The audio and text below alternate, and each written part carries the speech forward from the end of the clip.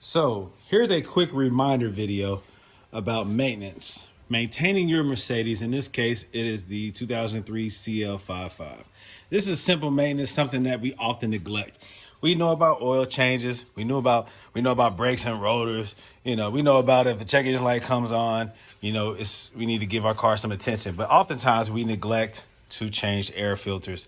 Yeah, when you go to Valvoline or some oil change place, they tell you, always do your air filter anytime you do your oil change. And that's true in some cases, not in all cases. With Mercedes, because we use this full synthetic oil, we don't have to do our oil change until every 10,000 miles or 10 months or however many miles that is. I can't remember. But it's not at the same intervals as a regular conventional oil change. So with full synthetic, yeah, you can go almost a year without in between oil changes. Because of that, we oftentimes forget about our air filters. All right, so I'm doing these upgrades here on this car. Let me see, what am I doing? I'm doing the long tube headers, and I'm doing the tune and also the smaller supercharged pulley. That being the case, I might as well consider also my air intake, because all those things have to do with combustion. Yes, we have to have fuel, got to have spark, got to have air also.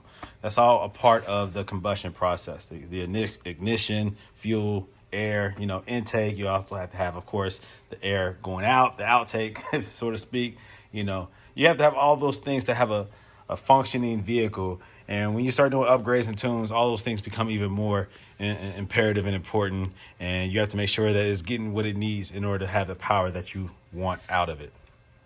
All that being said, today I finally decided to check my air filters. Now, it looks like these were the original air filters that were in here from the factory. I'm not sure.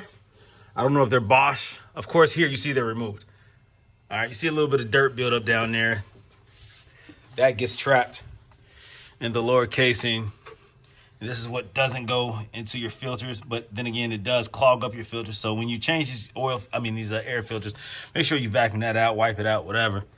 I already removed them. In order to do that, loosen up, had to first take the cover off. That's missing right here. I already took that off. And then you have to pull these back. You don't really have to, but I do that just to get them out the way.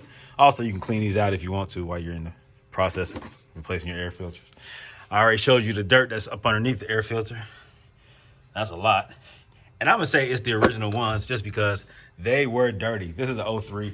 Might not be the original ones. I might be going a little bit too extreme saying that. But let me show you how dirty they were.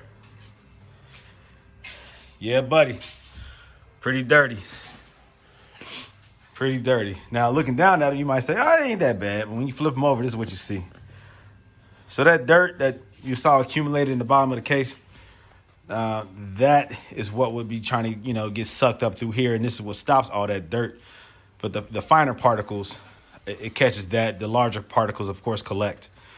But if your car can't breathe, if your throttle body can't get enough air through, then you're going to be limited on your power, and also your gas mileage will be affected and all that crap. So again, as you start doing upgrades or just even maintaining your vehicle, especially Mercedes, whatever it is that you drive, make sure that you're changing those air filters. Now, I'm considering doing a K&N air filter upgrade. I've seen some crazy stuff on YouTube, some different systems that they've done to keep the air as cool as possible coming in. Less heat from the motor affecting the air input. These plastic things don't really do much other than give it a direction of flow, but you you get a lot of warm air because of the residual heat that is from the motor, so you get a lot of that, so with the basic system here, you'll get power. It's good, obviously, but if you want to do an upgrade and make it better, there's a lot of options out there. So I might look into that. But I'm thinking about the K&N air filters. If anybody else has any kind of recommendations or ideas or suggestions, let me know. I'm always open. I try to stay humble when it comes to this stuff because I'm still learning. It's a lot that I don't know. But like I said, I'm doing some upgrades to the car, so I might as well, get some of the basics down and understand as much as I can so that I can get as much power from this car as I can. So I said it was going to be a quick suggestion or recommendation on maintenance, but it turned into a 5-minute discussion. So let me get up off of this joint. Got any kind of questions or recommendations? Let me know. Any ideas or suggestions? Holla at me.